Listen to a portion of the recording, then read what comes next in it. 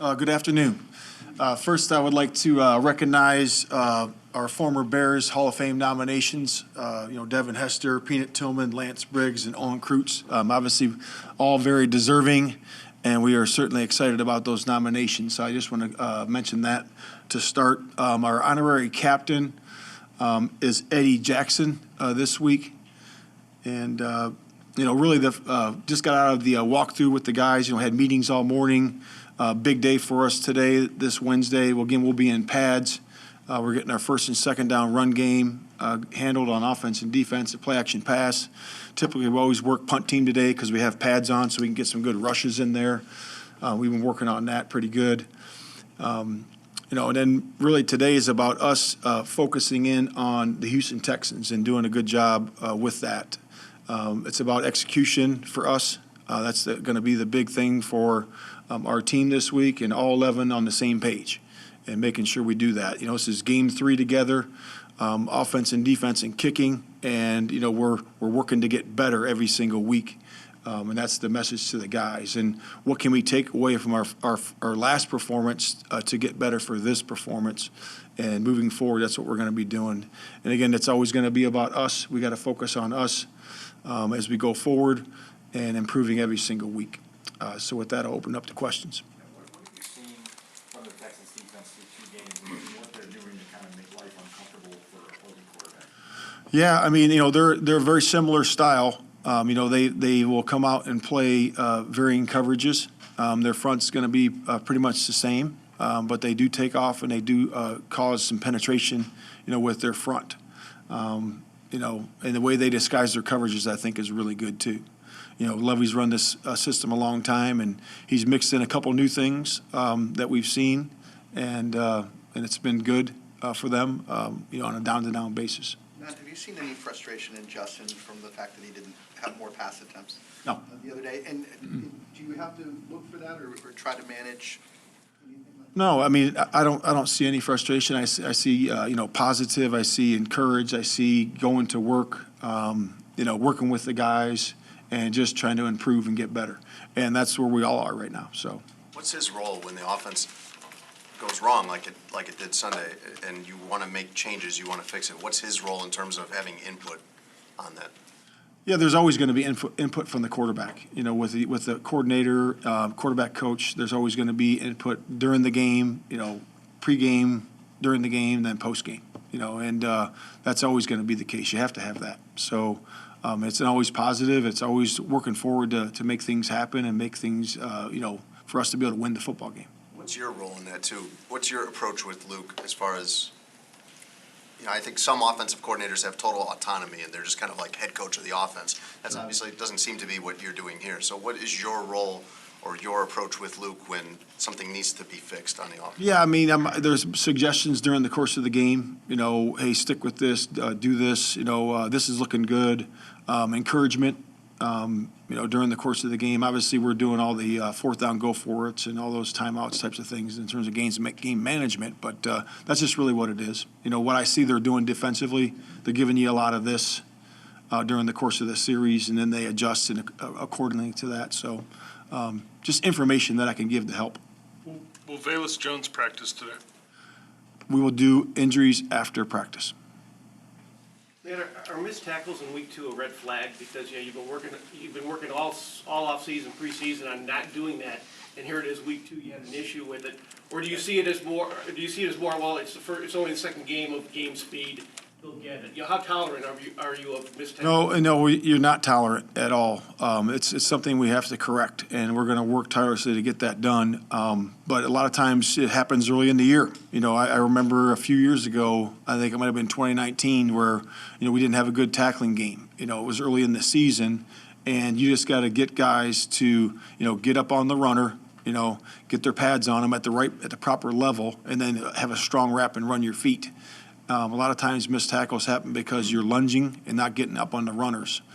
So we're going to work an individual today on that and just get better at it. I'm sure it's technique and focus, but is it more focus? Because technique is something that's instilled over time.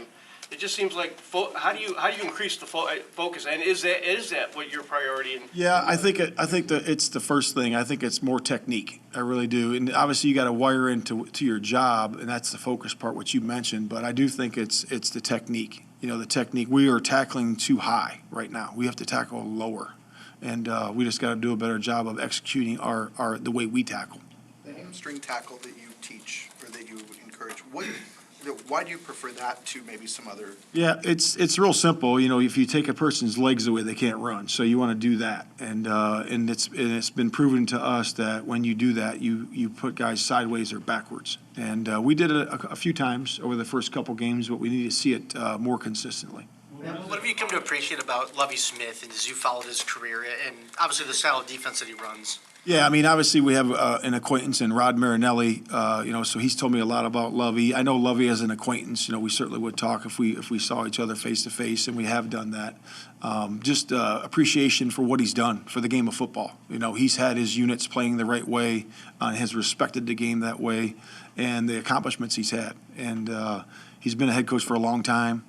And he's been steady that way and really good. And I just appreciate that from him and what kind of man he is, too.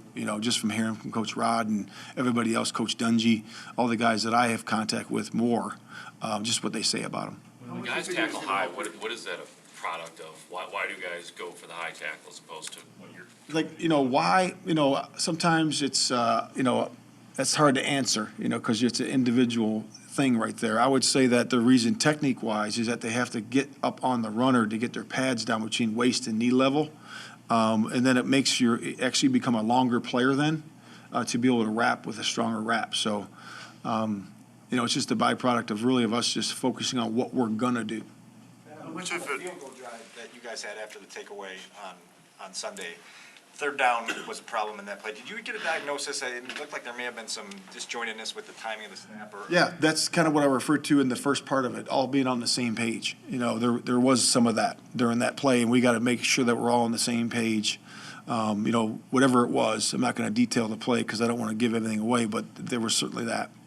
Obviously, in that moment, that's a big moment where you guys are in third and short finally for the first time all night in scoring position. How big of an impact does that make on an offense's ability to get right? Yeah, that's what you do when you get in the green zone, right? The goal zone there. You got to make sure that you're executing. It's all about scoring offense and scoring defense at the end of the day, and we got to do a good job in those zones, both sides of the ball. How much do you think it's going to help the offense to go against the defense Sunday that basically is similar to the one that they've been practicing against basically all offseason?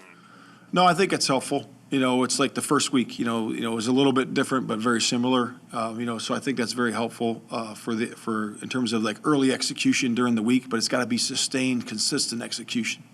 Matt, you've talked as a defensive coach, how would you prepare for a team that had 27 carries and 11 passes the week before? Do you sit there going, they're going to go in the opposite direction? How would you forecast? Okay, is this an anomaly or is this? Yeah, I would have, like any time, I would have a game plan set for that particular group and then in-game tactics. So I would be able to see what they were doing during the course of the game, what their game plan was, and then be able to adjust accordingly. How do you guard against trying to force it because you want to start seeing a balanced offense? Yeah, you want to see balance, so I don't think that's really a force issue. That's what we need to have. We need to have balance in your offense, in the run pass calls, and we will get that. Do you have like the book on what Justin Fields can do at quarterback, or do you feel like you're still trying to assess that and explore that with him this season?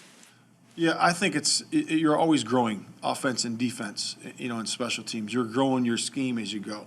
You really are. I've started, defensively some years where I started out and playing, mostly zone, very little pressure, and then all of a sudden at game 5, I just said, hey, we got to do a little bit more because of the pass rush, and then all of a sudden start bringing more heat and playing more man, and playing more match coverage. Whatever you do to be able to figure that out, that's every single year is that way because you're working with a new set of skill, right? And then you see them in game, and then you work with what's working.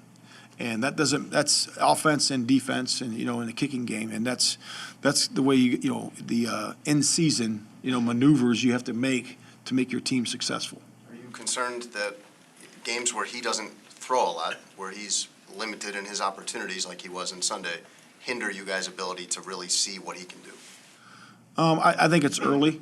I mean, it's so early in the season right now. I mean, we got 2 games in, let's let this thing move forward, okay, and continue to grow.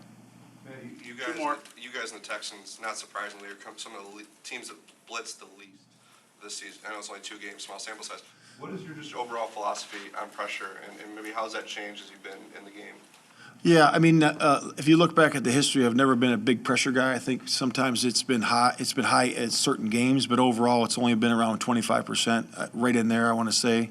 We believe in the 4-man rush. We believe in dropping 7, having 7 guys in coverage, and having our 4-man rush get pressure.